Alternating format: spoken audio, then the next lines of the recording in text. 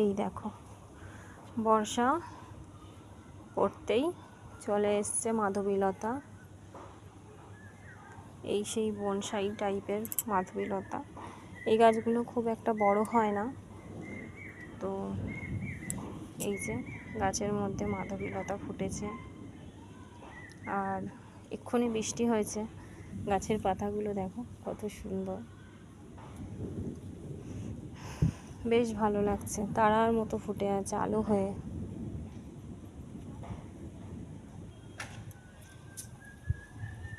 এখানে একটা এই যে নাক চাপা ফুটে আছে।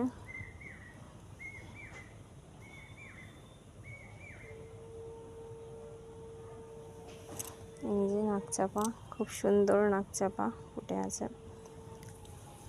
সন্ধে হয়ে গেছে, ঠিক সন্ধেও হয়নি কিন্তু